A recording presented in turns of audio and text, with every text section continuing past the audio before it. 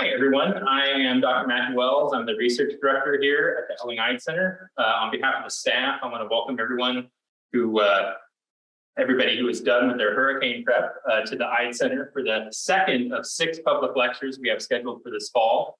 Next month, we will welcome Ann Waltner, who will be talking about family, gender, and religious life in early China on October 6th. Robert Campany, who will be talking about dreams in early and medieval China on October 20th. Hans von S, who will be talking about the Analects of Confucius on October 27th. And in November, on November 10th, we will welcome Keith Knapp, who will talk about birds on Kunping, that is spirit jars in funerary art. In addition, we hope that anyone in the area will join us for an Arboretum tour on Tuesday and Thursday mornings. And also just a reminder that we have a shoreline cleanup on November 5th from 9 to 12. And that is in partnership with the Sarasota Bay Estuary Program to do the shoreline cleanup of our quarter-mile coastline here. Our public lectures highlight areas that were of scholarly and personal interest to Mr. Elling Eide. Those areas include the languages, literatures, and cultures of East Asia, as well as the diverse cultures of Central Asia and the Indian subcontinent, the horticulture, ecology, and natural environment of Little Sarasota Bay and Florida more generally, and the cultures and languages of indigenous people of the American Southeast. Today, we are very happy to welcome Professor Yanning Wang to the Eide Center. Dr. Wang is Associate Professor of Chinese at Florida State University in Tallahassee, where she teaches a wide range of topics, including modern and classical Chinese language, women writers of pre-modern China, Chinese folklore and myths, and surveys of Chinese literature, just to name a few of her classes. She earned her PhD from Washington University in St. Louis in 2009. Her research focuses on late imperial women's poetry and poetics. She is the author of Reverie and Reality, Poetry on Travel by Late Imperial Chinese Women, that was published in 2014, in addition to numerous other articles and conference papers on the subject of late imperial poetry, literary culture, and gender. Her talk today, entitled Late Imperial Chinese Women Writers and the Image of the Female Immortal, will discuss the ways in which religious images were appropriated in Chinese literature. This research is part of a new book project, tentatively titled The Female Immortal in Late Imperial Chinese Literature. Please help me in extending a warm welcome to Dr. Wang. Good morning, everyone. I thank Dr. Wells for his invitation and introduction, and I thank all the staff members at the Eide Center for making this on-site and online talk possible. Our audiences include specialists and non-specialists, and I hope my talk can be interesting to both groups. Today, I'm going to talk about late imperial Chinese women writers and the image of the female immortal.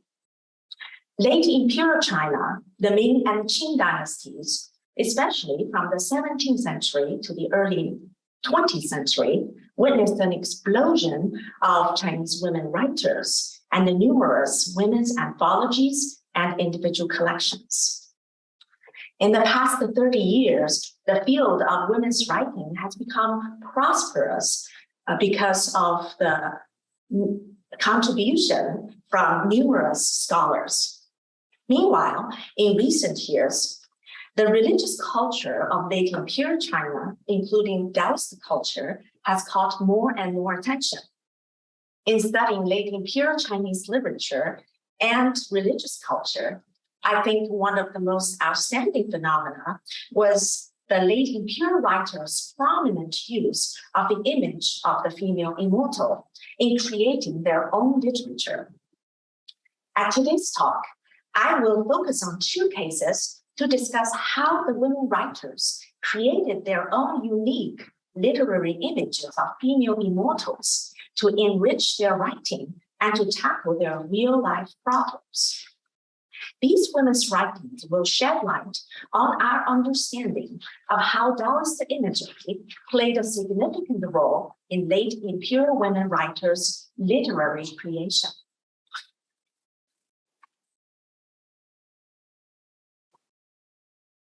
The term used here, the female immortal, refers to 女仙 or 仙女 in Chinese. Becoming a xian represents the ultimate goal of Taoist cultivation, that is, to attain immortality. The Chinese term xian is conventionally translated as transcendent, immortal, or as Robert Campbell points out, it is a good idea to simply leave xian untranslated. Jia Jinghua, in her recent book on Tang Taoist women, uses the term immortal and gives a more comprehensive discussion on this subject. In sum, we will see various translations in scholarly works, and scholars agree that it is hard to find a perfect English equivalent to reflect all aspects of the Chinese xian. For this talk, I will use the term female immortal to emphasize that the ideal of immortality was attractive to these women writers under discussion. This is because these women were eager to find a comforting interpretation of their family members' death, and they were exploring the ways of helping themselves survive in this world. What do female immortals look like? Our understanding and imagination rely on the written texts and the visual images. Here, I would like to briefly show several images from the illustrated hagiographies of the 17th century, especially for the sake of the non-specialists. In traditional China, women's space was inside the inner quarters. That refers to an area at the back of the house that was reserved for women of the household so they could be separated from men outside the family. Women were not encouraged to step out of their home, and they were not supposed to talk about the men's affairs. In contrast, here, as you can see, these female immortals look young and energetic. They have a lot more freedom. They enjoy great mobility, surrounded by auspicious clouds. They cross boundaries, traveling between heaven and earth, communicating with celestial beings and human beings. They can select talented humans with the xian potential and train them. They can visit the celestial palace to receive precious scriptures. They can step out of their marriage and focus on solitary Taoist cultivation. Here, in the last image, the Taoist master Sun Bu'er is accompanied by a group of female immortals. She comes back to tell her husband that she has ascended to heaven and obtained the Tao. These are just a few examples. Next, I will discuss the cases of two late impure women writers. The first case is about the woman writer Xu Xishen's images of the female immortal in her poetic and prosaic writing titled Han Zhen Tu Yong, or Chants on Paintings of Embracing the Truth. In these writings, she portrayed her deceased daughters, especially her older daughter, as Taoist female immortals. Xu's writings were uniquely inspired by 20 paintings based on various dreams. Xu's writings concern dreams, and these dreams are about a wide variety of human immortal encounters between the deceased daughters and the dreamers from the family community, including Xu herself, her husband, extended family members, and maid servants. Xu Xishen was a woman writer from Renhe, present-day Hangzhou, Zhejiang province. She was the wife of Chen Kuilong, an influential late Qing official from Guizhou. Xu Xishen left two extant collections, poetry collection from Tingqiu Studio and chanting manuscripts from the Garden of Being Together. An outstanding and a unique characteristic of her poetry collections is her constant and strong attention to the image of the female immortal. This special attention is closely related to her family tragedy of losing two young daughters, Changwen and Changyi, Xu's only biological children. The major subject of Xu Xishen's collections is about commemorating her deceased daughters, and one of such compelling pieces is her 20 sections of poems and prefaces titled Han Zhen Tu You, chants on the paintings of embracing the truth. After Changwen's death, different members of Xu's family dreamed of Changwen as a female immortal. Their dreams were first visualized in 20 paintings, and then, based on the paintings, Xu Xishen composed her poems and prefaces. Although it is unknown whether the paintings have survived, it is certain that these visual images were unfolded and revisited on different occasions during various periods of time, which subsequently inspired the writings of Xu Xishen and her husband Chen Huilong.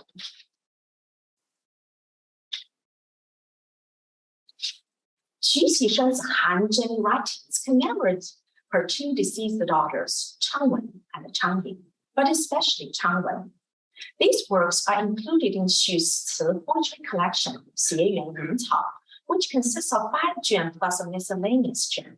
The works in the first 5 juan delineate the distinct stages of Xu's life, whereas the additional juan includes miscellaneous topics that are not unified under a shared theme.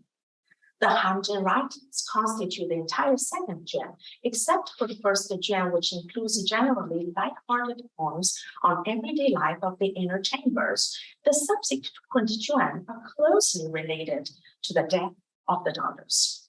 The studying of the Han Zhen writings is not only valuable for its own sake, but also will better our understanding of the other sections in the collection. The protagonist of the Han Zhen is the older daughter, Changwen, and occasionally the younger one, Changying. Changying died first as an infant, while Changwen died of unexpected illness, chickenpox, as a teenage poet. Xu's collection is not only significant for her own writing, but also preserves Changwen's verses. Changwen plays a double role in this collection, as the leading subject for her mother's writing and as the writing agent who left the world her own writing. To Xu, the absence of the daughter Changwen also meant the absence of a companion of poetry. As if attempting to relocate a lost family member and renew literary partnership, she highlighted the talented Changwen, a daughter and a poet. Xu's poems focus on her emotional attachments to her deceased daughters, which are the most important and indispensable in understanding Xu as writer. There are 2 prefaces attached at the beginning to this collection, one by Xu's husband and one by a Zhejiang local scholar, Ye Qizeng. Ye records Xu's experience as a bystander and highlights her status in the women's history, while Chen considers their collection a memoir of their shared life. Both prefaces touch upon the daughter's death. However, neither preface details Xu's emotional reaction to the family tragedy.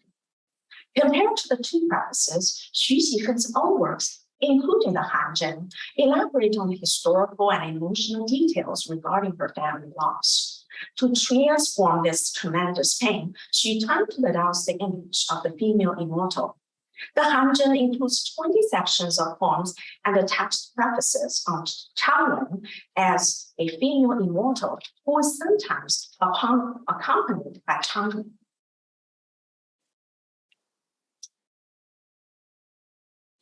The term Han Zhen is a Taoist concept. In his Declarations of the Perfected, Hao Hongji wrote about the Han Zhen Terrace, identified as a prestigious palace exclusively for women who have achieved the Tao. The Han Zhen Terrace houses the women who have obtained the Tao, since the Han Zhen is a place for the honorable and the powerful. One would need to get promoted in order to enter this space. In the Zhen Dao, the female immortals are not only the residents, but also the rulers at the Han Zhen Terrace. 2 perfected female immortals manage the place. The 2 female managers refer to Zhang Wei's and Fu Lihe, daughters of the Han ministers. Although Xu Xishen did not explain the origin of this title, its meaning appears to be related to the imagination of her daughters transforming into perfected Taoist female immortals, who did not die, but obtained the Tao and then moved to the Han Zhen Terrace. She and the literati friends identified Changwen as a female immortal.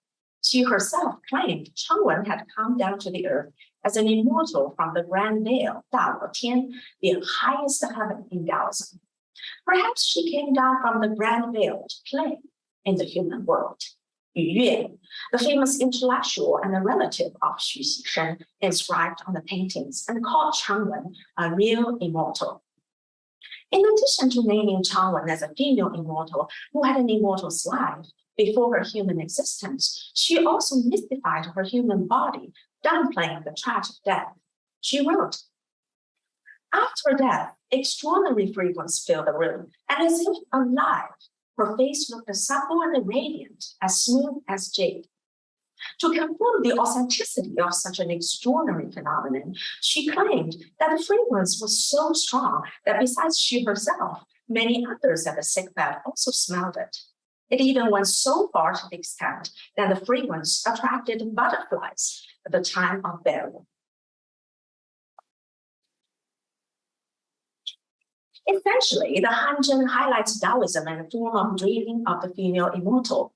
The Hanzhen demonstrates a strong sense of structure where multiple perspectives of a community of dreamers contributed to the imagined continuation of Changwen's life.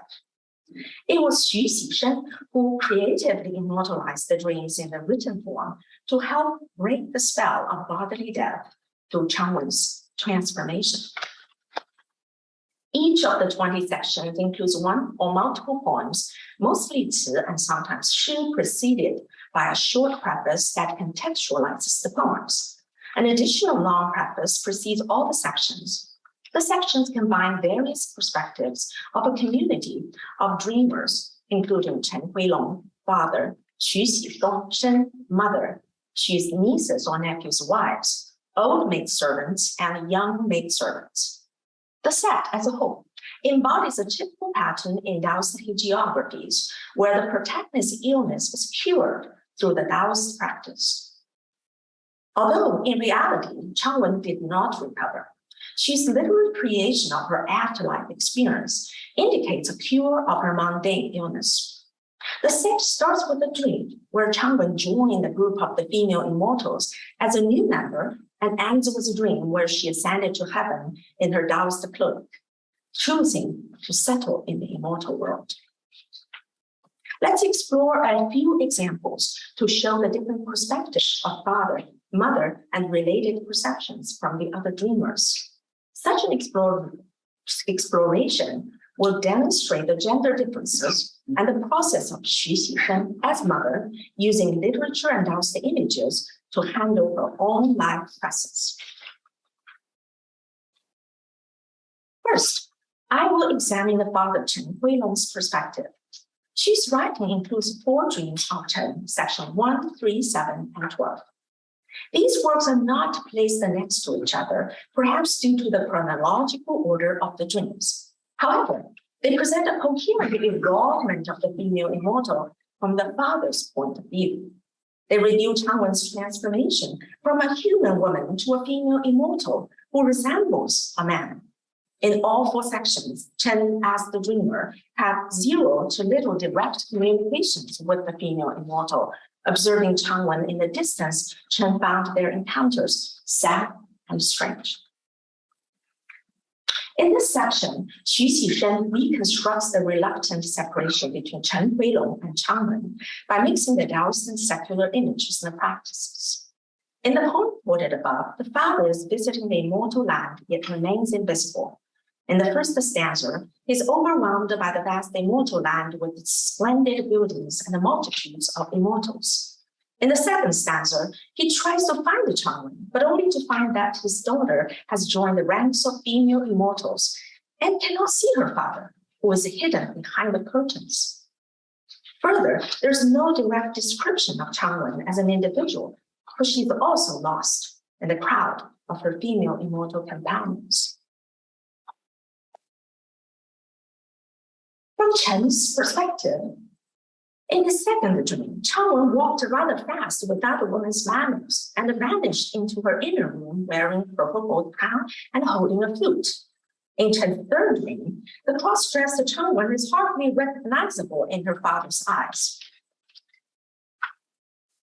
Chen dreamed of a person dressed like a man. He could not recognize the person, and only after a long time began to realize that he was his daughter. In Chen's last dream, in a splendid view of banners and other immortal insignia, Changwen is leaving for the immortal world in a hechang, a cloak trimmed with cranes' plumes, a typical appearance of a Taoist. Similar to women's internal alchemy, where the practitioner loses her female physical characteristics before becoming capable of engaging in Taoist practices, Chen Huilong's perspective focuses on the physical changes of the female immortal. The loss of the female identity leads to the birth of the new identity of a Taoist man, alleviating the pain of the daughter's tragic death by changing the original gender identity. Mm-hmm. From the perspective of the father, the gender switch is sad because it indicates the deconstruction of the father-daughter relationship. Yet on the other hand, such a switch completes the necessary process of leaving the mundane to engage in the Taoist immortality. In all the dream poems focusing on the father's perspective, the pattern of observation is consistent. He observes the physical changes of the female immortal, sadly accepts the daughter's death, and envisions her future path as a female immortal. Among the 20 sections, only section 15 portrays the mother Xu Xishen's own dream. You can see this part on the slide. This poem discloses the speaker's disbelief of the good luck in the dream, and the preface attempts to confirm the credibility of the dream. In the poem, although she elaborates on her endless memory and love for her daughters in the first stanza, she expresses equally strong, if not stronger, sadness and frustration in the second. The time near the traditional festival of the family reunion stimulates the speaker's affection for her daughters. Although the dreamy courtyard surrounded by the clouds and the moonlight prepares the stage for the two female immortals' entry, it also indicates the nature of the site, a site of fantasy only. In the second stanza, the speaker sees the daughters but cannot see clearly due to her own aging. The poem ends with the speaker's sadness and frustration, not only over the unattainable status of the two female immortals, but over the mother's own lonely late years without children. In contrast, the preface gives more specific details about the encounter, historicizing the continued connections between the mother and daughters. Different from the poetic text, the appearances of both female immortals are explicitly identified as Xu's older daughter, Wang. Since her younger daughter, Chaoling, died as infant and left Xu no memory of her adulthood, it is reasonable for Xu to imagine her grown-up look as similar to her teenage daughter, Changwen. Using her memory of Changwen to create a memory of Changyi, she portrays Changyi as a companion, which makes the lonely existence of the transformed Changwen and Xu herself less unbearable. By portraying Changwen as a female immortal, she joined the late impure fashion of immortalizing talented girls who died young. In particular, it reminds the reader of the case where Ye Xiaowan, a talented woman writer, died prematurely and was later immortalized and deified by her family, especially her father Ye Shaoyan and the generations of male literati. However, different from Ye Xiaowan's legacy construction, in section 15, she emphasizes her deep affection as mother for both of her daughters, with literary talent or not, instead of merely imitating a cultural ideal. The attention of both daughters, one infant and one teenager, highlights Xu's private emotions as mother and distinguishes her writing from the popular and public obsession with the idea of talented women dying young, mostly constructed collectively by male writers. Furthermore, different from the father Chen Huilong's little to no direct communication with the female immortal and his dreams, the close mother-daughter relationship has not changed after Changwen's death. Upon seeing the two immortals, she responded, "Thinking they were my own two daughters, I then gently stroked them with my hands." Aware of her daughter's death, she still chose to blur the boundary of life and death to express her motherly love and imagine her daughters continuing to love her. The Taoist image of the female immortal assisted her to create a literary continuity to handle the real-life tragedy.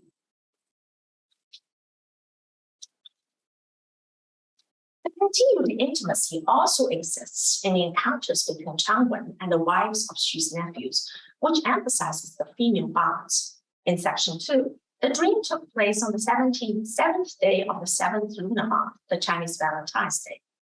It transforms a conventional union between male-female lovers into a meeting between the female immortal and Xu's nephew's wife, named Bao Ying, who was close to Changwen before her death. In the dream, the female immortal, easily recognizable, offered to hold hands, walk, and chat, just as what they did when Changwen was alive. The meeting time on the Double Seven Festival is related to Changwen's life experiences. She always enjoyed the festive events, and right before her death on the 22nd day of the 6th lunar month in 1905, she very much looked forward to the festival. This was because a couple of cousins were on their way to visit her in Henan from Jiangsu province. Unfortunately, Changwen passed away before that year's festival. Maidservants, another group of female dreamers, are portrayed as witnesses of the female immortal's return and the mother-daughter interactions. Multiple sections describe a young maidservant, the Chun Yan's observation of the female immortal, arranging private meetings with her mother. Such meetings emphasize the physical closeness of mother and daughter by placing them in the same room or two rooms next to each other. For instance, in section 10, the female and her mother reunited in the post house. Around the time when the maidservant had the dream, Xu Xishen was getting ready to escort Changwen's body from Henan province back to her hometown, Hangzhou. In the poem, the Taoist female immortal lowered her treading cloud to reconnect with her mother in a beautiful post house. Focusing on the female immortal's proactive caring for her mother, this section vividly combines the mother's physical and emotional sufferings on the journey of escorting her daughter's corpse. The daughter's filial piety of coming back to arrange the meeting, the maid's observation of the strong mother-daughter relationship, and the precious communication between the mortal and the immortal realms.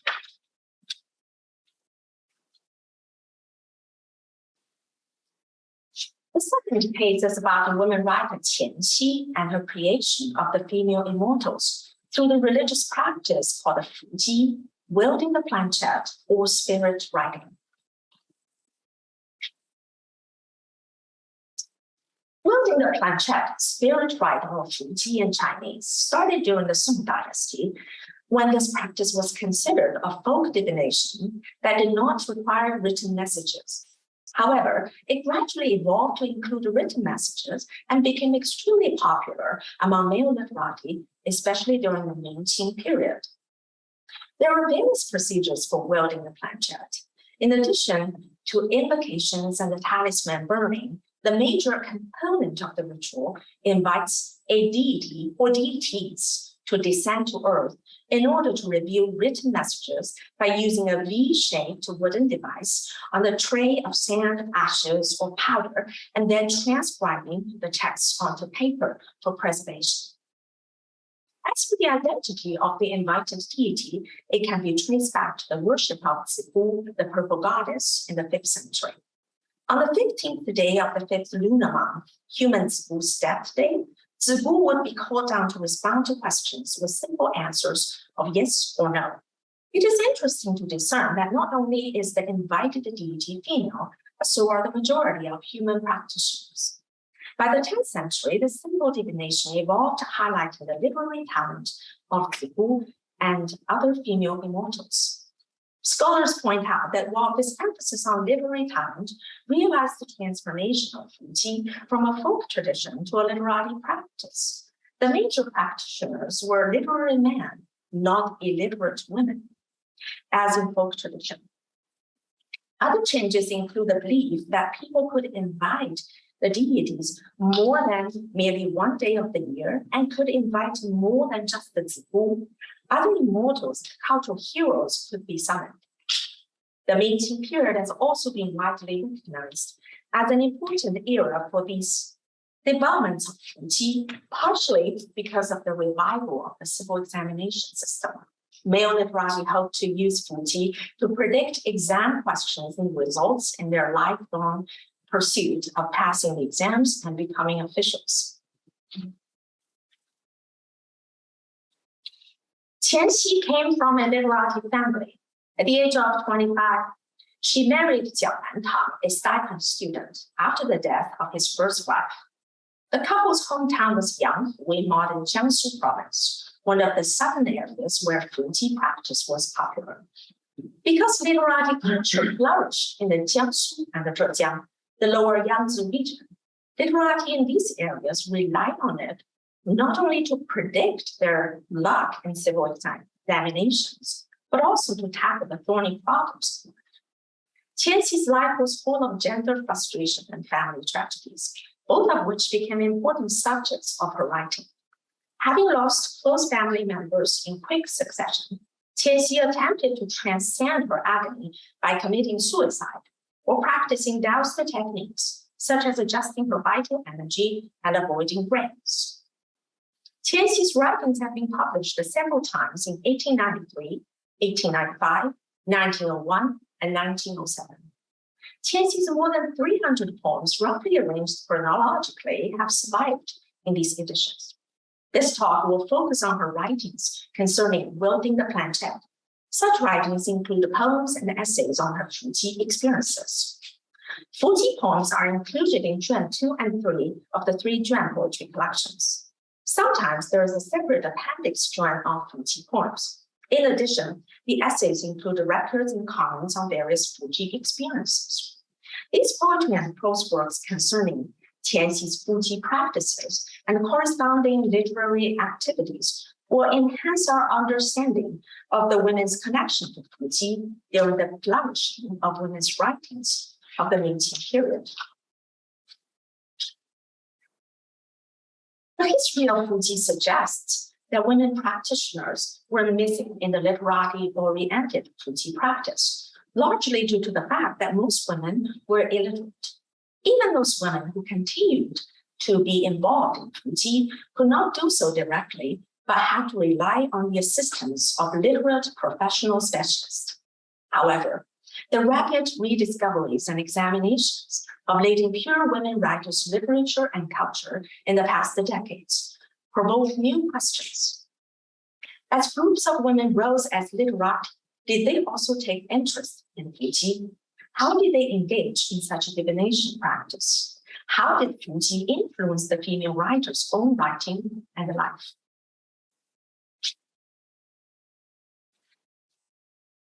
Qianxi wrote about Fuji in various ways. Before her personal participation in the ritual, she had heard and read about it.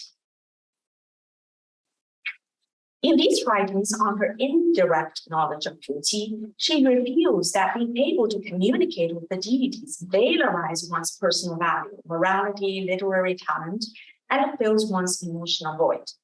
Her major reading material was Shi Zhenling's Random Records from West Green, where remarkable incidents, including many Fuji cases, are recorded. The central motif of Shi Zhenling's stories is talented and frustrated male literati's encounters with extraordinary women who shared intense romantic sentiments. In fact, these remarkable women became an essential part of Shi Zhenling's stories. One of Shi's focuses is the 天上佳人, heavenly beauties. Qianxi's attention was not on the authenticity of these characters, but whether these extraordinary characters could serve her intellectual and emotional needs. She admired the heavenly beauties recorded in Shi Zhenling's book and hoped to be able to practice Fuji herself. On this slide, you can see some of her thoughts about this. In Qianxi's imagination, the best part of Fuji is to expand her intellectual circle by sharing inspirational conversations and poems. This is especially significant considering the confining gender norms at the time, when elite women were expected to stay inside home and could not engage themselves in men's affairs outside home. Qianxi emphatically voiced her gender frustration in her writings. As confinement causes boredom and loneliness, she often expressed her wish to connect to a wider world.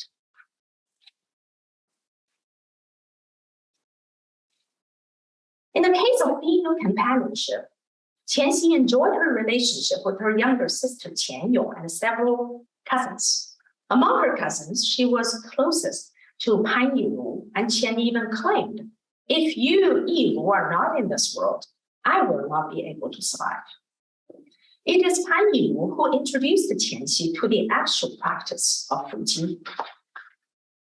And you can see this long quote on this slide. Although wielding the planchette involves many mysterious factors that cannot be explained scientifically, it was very popular in the Qian family. Qianxi's brother Qian Zhenhuang not only witnessed a number of Fuji practices, but also learned how to perform the Fuji ritual from a divination practitioner. Although it did not work out very well when he himself tried to invite deities, he remembered that the Fuji practiced by Qianxi and Pan Yilu, however, was magic. For many female immortals communicated with them. Qian Zhenhuang's writing evinces the actuality of Qianxi's Fuji practice, yet it does not comment on whether the participants, his sister and cousin, or he himself truly believed in such communication. In fact, Qianxi herself did not necessarily accept the invited deity stories as fact. She said, "The authenticity of what she, the deity, claimed is not worth further debate. The fresh conversations, beautiful lines, and some extraordinary topics beyond this world made a happy event." In other words, in Qianxi's opinion, rather than the factuality of the communication, Qian values the literary inspiration, the sense of breaking through her physical confinement, and ultimately the pleasant reliance on imaginative powers that helped her tackle her real-life frustration. As a result, Fuji bridged her ideal life and writing.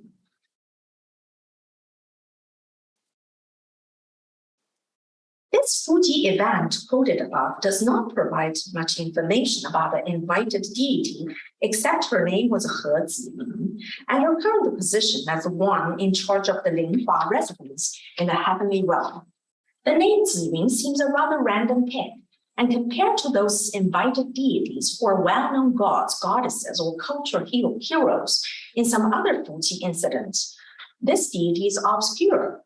However, after this first try, Qianxi performed several other Fuji rituals and invited some other female immortals.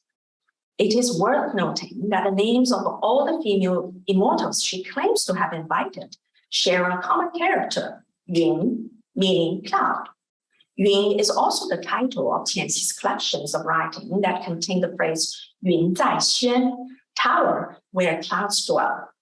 Since at the time, Qianxi engaged in various Taoist practices and readings, most likely this Yun contains Taoist significance. For instance, paying much attention to the human body, the Taoist term San Su Yun refers to three kinds of energy known as purple cloud, linked to the liver, white cloud linked to the lungs, and the yellow cloud linked to the spleens. Another term, Yun Peng Xia Yu, friends of clouds, refers to companions who share the same goal of Taoist cultivation and support each other on the way to attaining the Tao. Xia refers to a type of cloud as sunrise and sunset, and Zixia, purple cloud, refers to the heart and inner alchemy. In this sense, the female immortals' names in Qianxi's writing may not be random, but instead may contain specific meanings related to her interest in Taoist cultivation. In addition, Qianxi calls the most extraordinary women in the heavens Yun Di, Emperor of Clouds. The extraordinary women serve as emperor of clouds. Thus, the name Ziming, purple cloud, has a strong connection with Taoism and their idea of extraordinary women, and the interactions with the friends of clouds well represent Qianxi's long-term hope to find friends through wielding the planchette. The first encounter between He Ziyun and Qianxi was full of pleasant surprises. In contrast to the dearth of information on the origin of the invited deity He Ziyun, the focus is Qianxi and the Pan Yiwu. Rather than predicting their life or afterlife, Qianxi's Fuji ritual tells us much about the previous lives of the cousins, Qianxi and Pan Yiwu, as the two most outstanding leaders among female immortals. Pan Yiwu's name was Ling Huazi, master of the divine and the magnificent, whereas Qianxi's name was Qing Huazi, master of the pure and the magnificent. The term Qinghua contains three possible meanings. It refers to a prestigious family background and a position of high ranking. The name could also be inspired by Shi Zhenling's Xiqiang Fanji, or one of the female immortals with whom Shi Zhenling claimed to have communicated, was also named the Qinghua. Qianxi's story does not emphasize the immortals' supernatural power, but rather their literary talent and productivity. Both Ling Huazi and Qing Huazi composed the thousands of poems, and the talented Ling Huazi was slandered by jealous companions and eventually banished. The deity He Ziyun was also talented, as she could finish composing a poem quickly in answer to the sisters' questions. I think having found her lost but long-desired talent, Qianxi was especially thrilled by the fact that although she was poor at calligraphy in this life, she actually had excelled at this art in her previous life. Although Qian worked to become good at poetry, she failed at calligraphy due to the lack of proper guidance on how to hold a brush. He Ziyun's story about Qianxi's previous calligraphy skills enhances the latter's self-confidence as a literary woman. This may lead to another layer of meaning that Qian was thrilled about possessing such an amazing skill of calligraphy that could match her husband's calligraphy skills, which were said to be outstanding. Another prominent characteristic of this Fuji record is the rapid exchange of poems between Qianxi, Pan Yiwu, and He Ziyun. Communicating with the deity through poems is a central characteristic of the literati-oriented ritual of wielding the planchette. This characteristic distinguishes literary Fuji from folk Fuji. Because of the ritualistic procedure, these poems are composed in quick succession, and its mechanism is similar to the composition of occasional poems in various formal poetry clubs or informal poetry gatherings, popular among women writers during the Ming-Qing period. Qian's case reminds us that during the Qing, when women became part of the literati culture, their literary talent was also put to use and reconfirmed through Fuji practice. This case extends the female writers' network of friends from that between literary humans to that between talented human and immortal women. The mundane type of poetry exchanges extends to one that crosses the boundary of the human and the spiritual. Qianxi's circle was informal and small, but this activity stimulated her literary productivity. More important, this circle was female-centered and freed her literary imagination from the secluded inner quarters. The female immortals played an important role in stimulating Qianxi's textual production through their textual interaction with her. They told stories to provide Qianxi with new subjects and to strengthen her self-confidence as a writer. They encouraged her productivity by responding to her invitation and soliciting her responses. Thus, different from many of her early poems centering on her idle sorrow, Qianxi's later poems distinguished themselves with an effort of transcending everyday immediacy. It is also worth noting that while she was enthusiastic about Fuji, she was in the process of compiling her own poetry collection. In a sense, the Fuji activity provided her with assistance to expand quickly her own poetry collection, and the deities' poems are also included in a special section. Tian undoubtedly had a strong desire to be recognized as a talented woman and tried to ensure the publication of her manuscripts. Even when she was a child, she crossed the gender boundary to compete with her brother at school, and after her father's disapproval, she worked even harder. Eventually, she earned a reputation as a talented woman among relatives. Once one quite ill, Qianxi entrusted her brother Qian Zhenghua with her unpublished poems, showing a strong intention of making her writing known. All her efforts were not in vain, for with her brother's support, Qianxi's writings were published several times. Today, I have talked about the two late impure women writers who created their own images of the female immortal to enrich their writing and to tackle their real-life problems. In the case of Xu Xishen, the first writer, her daughter's death not only dramatically changed Xu from a happy mother to a sad mother, but also decisively shaped her writing. Her poetry collections are dominated by writings on commemorating her deceased daughters. The agony of her loss demanded a comforting interpretation, which would allow her to gradually accept the tragedy and move on with the void. In the Hanzhen writings, the image of the Taoist female immortal allowed her to continue to communicate between heaven and earth, to reconcile with the painful separation, and to redefine her own life. These writings were inspired by 20 paintings titled Embracing the Truth, that meaning to record the daughter's journey of becoming the female immortal who has obtained the Dharma. Both the writings and paintings intend to restore the dreams of a family community of dreamers, Xu Xishen, her husband, female relatives, and maid servants. The gendered perspectives not only review different ways of handling loss, but also emphasize the female bonds between mother and daughter, between female companions. In the case of Qianxi, the second writer, her obsession with writing allowed her to recreate a new and a more delightful life in literature to replace the tragic reality.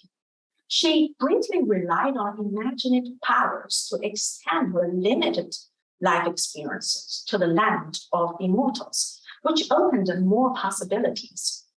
The religious practice, Fuji, which encourages imagination, provided a space for her to connect with the female community through exchanging writing.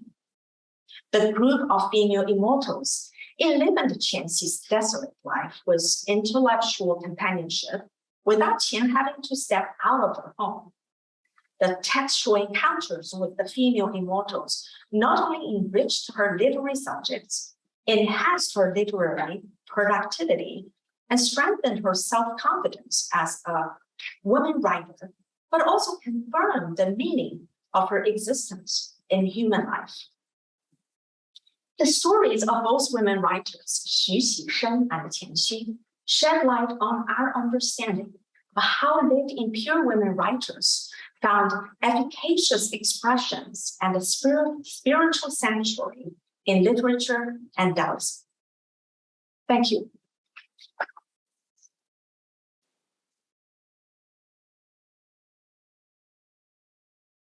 We may have time for any questions in person and also anybody online. So please feel free to ask anything. I have a few also I'd like to ask. But see if we can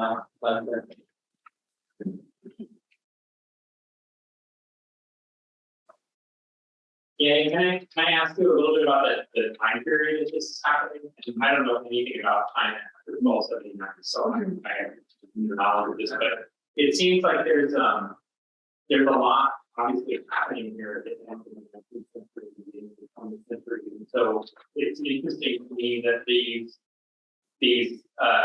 female literati are, so heavily invested in this very interesting kind of traditional, almost sort of religious tropes in their writing. And I was wondering if you could speak to sort of the way that this sort of thing might have interacted with, the sort of encounter with modernity and increasingly sort of, kind of important debates that were probably occurring at the time, both, in terms of like politics and economics about sort of where, the direction that the Chinese paths, the direction that the Chinese empire might be taking, especially like vis-a-vis the West and Japan and, all of the rest of these kind of imperial forces. And it strikes me as a really interesting kind of this moment where, they're kind of reaching back into the past rather than, kind of maybe going most of the time, at least in my understanding of modern and pre-modern Chinese writers, there's always this kind of emphasis on what is new, what is revolutionary, or what is, something that is maybe imported or learned in Tokyo, right, in school or something like that. So how do you kind of position this material? How do you think about it in the context of maybe the way that this time period is traditionally taught, or at least, for people like me who really only learned about this period as an undergraduate, for example, like what would you say that how it situates itself in the, in burgeoning the narrative or time of sort of burgeoning the narrative in China? Thank you, Dr. Wells, for your wonderful question. Yes, I agree. The late imperial China or the Ming-Qing period was a very exciting period in Chinese cultural history. Then this kind of Fuji practice in particular has caught more and more scholarly attention in recent years. And the Fuji was very popular in various areas, but especially the lower Yangtze Jiangnan region. We can see examples from the 17th century to the 19th century. And of course, based on my talk, my examples are mostly from the late 19th century. Yeah. So I think this rise of the female immortal in various religious practices had a lot to do with another significant late imperial or cultural current, which was the unprecedented rise of women writers. So basically, in Chinese history, we know some names of Chinese women writers, but due to great scholarly contributions in the last 30 years, we continue to rediscover and explore these women's writings. And we found that there were two high tides of women's literature during the late imperial China. Specifically, the first high tide happened during the second half of the 16th century to the first half of the 17th century. In this period, we saw a flourishing of women's writings produced by various groups of women writers, including elite women and nuns and courtesans. And then the second high tide took place in the second half of the 17th century and well into the 19th century. And then there were various reasons for this unprecedented development. For example, as you already mentioned in your question, the rapid development, economic development in late Ming, and then the development of printing culture and technology. So more writings became available, or rather, the audience were eager to see different types of writings. So the writer, compiler, editor, and the publisher try to cater to the taste of contemporary readers. And then at this time, certainly there was a thought of among both male literati and female literati. They realized that it was important to discover and support some of these talented women. So they started to help identify, publish these women's manuscripts, and to basically try to help discover a women's literary tradition during this period of time. And interestingly, many like one of the subjects I mentioned that the first case that her brother helped her publish, actually similar phenomena happened during the same period. That fathers and brothers, husbands, they some of them supported such writing and helped publish. And of course, there were various motivations in doing that, and part was because, well, to bring glory to the family. You know, if your family is already famous for their many male literati, and if you found additional female literati, then that certainly would bring glory to the family. Yeah. So thank you.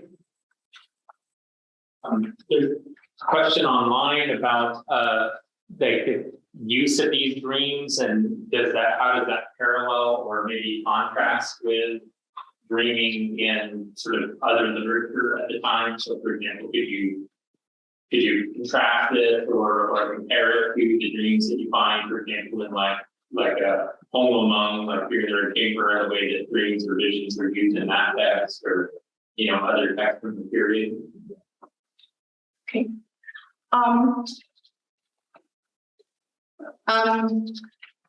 I think I can immediately think of 2 points. I think I agree with this in the question that the use of the dreams is very interesting and something that and need a lot of interesting explorations.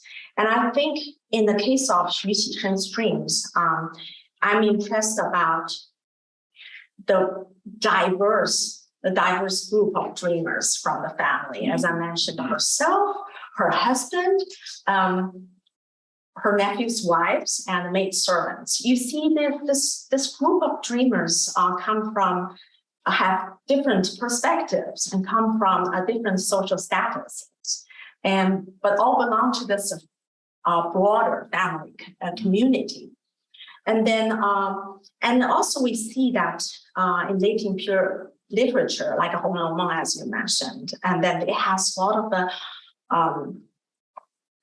texts, the sections of texts about the visiting land of illusion. And in fact, the major protagonist, Lin Daiyu herself, has some kind of female immortal origin. And the next example I can think of is this handling with the life and death in these texts. It seems very important for late imperial writers, such as Tang Xianzu's the Peony Pavilion. And I think, for example, in Qianxi's case, because people often ask, do these practitioners truly believe in such a mysterious practice? I think the second writer, Qianxi, really anticipated that kind of question, answered that it does not matter whether this is true or not. As long as I get emotional support, I can have a space to expand my writing, that's fine. And I find a similarity between such a position and the Tang Xianzu's position. That because when Tang Xianzu talks about this, in the Peony Pavilion, the Du Li Liang coming back to life, this is extraordinary and then does not look like historical fact. But Tang Xianzu states that the event itself coming back to life may not be true, but the strong emotion involved in this incident is absolutely true. So we are talking about two kinds of truth, right? So I think I found these kind of connections very interesting. And Du Li Liang, of course, is a dream. It's about the dream as well. Thank you. Thank you.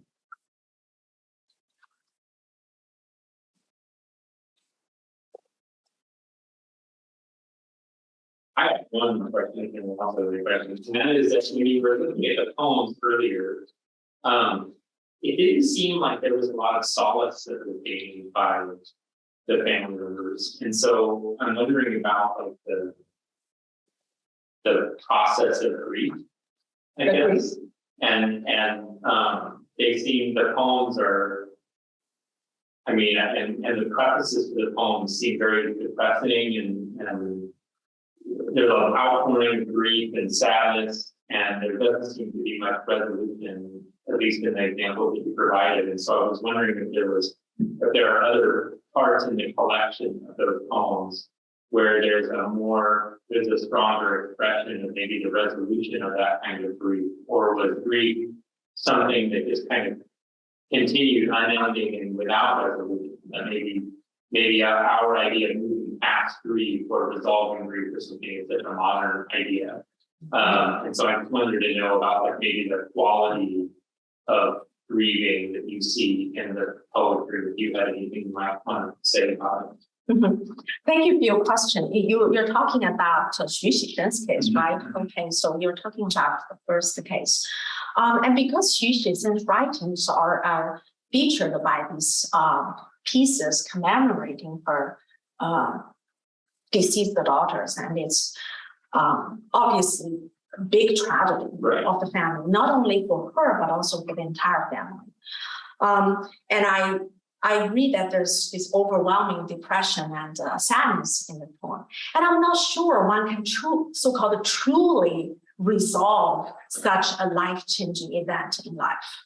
I think it's in dealing with immediate grief, one would have to find a way to accept the fact, to accept the death, and then hopefully can find a way to gradually accept the fact and gradually maybe put this thing aside.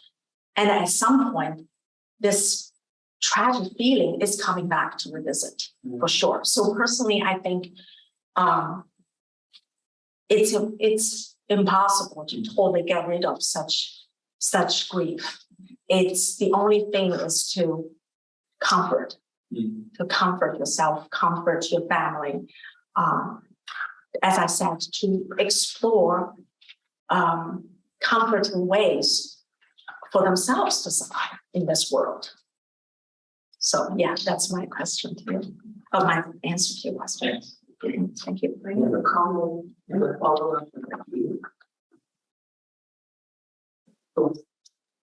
Isn't that like you see people grieve in different ways? You know, by crying, by writing songs, you know. So maybe the poetry is one way of an expression of something, which is a letting out of the grief so that they can move forward. So that's why the poem is always about sadness, about the loss of their family, or whatever. So after that, they have already expressed that they're taking them out of the system. So then they can reconnect with the world after that. I think that's an excellent comment because different people do deal with grief in various different ways. And some, as you say, they can write poems, write songs to express their depression. But sometimes they even, I say, pretend to be, more positive in writings. But what does that mean? So when we read these texts, we have to think about the meaning behind the text. They may be truly happy, or they may not be. Or temporary. They want to replace this long-term tragic feeling with temporary happiness. I think it's a way to cope with the grief. Yeah. Thank you. I have a very weird question because I'm not specialist in literature or in the history of the Ming dynasty or even in Taoism. In your piece, all these female immortals, they seem to be all connected with that. Is Taoism the prevalent, philosophy, religion of the time that allowed the female to become, poets. And then also female immortals. Well, if in the Taoism, then all the female immortals came from mortals first. And then they crossed the line, No, the female immortals, they all were mortals first. They were all people first. And then in some way, the Taoism led them to become immortals. Is that a religion that on philosophy that gives a channel? And what about other religions? Do they have similar ways or channels for women righteous? Yeah. So, That's a very good question. Yeah, for the period of time, we saw although the institutional Taoism declined, are said to have declined, but the personal, individualized religious practice were prominent. And in the case of the female immortal image, you can find it in the Taoism. You can also find it in the Buddhism, and especially because the three teachings coming together during this period. And it's often very hard to identify, give a neat definition. Oh, this one is totally Taoist, oh, that one is totally Buddhist. It really is hybrid. It's hybrid nature, has a hybrid nature. And to answer your second part of the question, so what did the question is, how did the Taoist practice give an expression to these women righteous? Yes, so that this is Xian people, they expect to go through a certain Taoist cultivation, like a breathing text, like avoiding rains, and they expect to transcend their human existence and to become I would say, perfected being, so that they can even be put in a heavenly bureaucracy, as some of these women leaders, so they can have a better life in brief. But I want to mention the ultimate goal, ideally, the ultimate goal of Taoist practice is to attain immortality. But of course, we need to read this carefully, because often these immortals are not really immortal. They just maybe obtain the longevity. So in a sense, I think it's an ideal of immortality. But nevertheless, this kind of ideal or particular practices, they did give some extra help to these women writers. Yeah, thank you.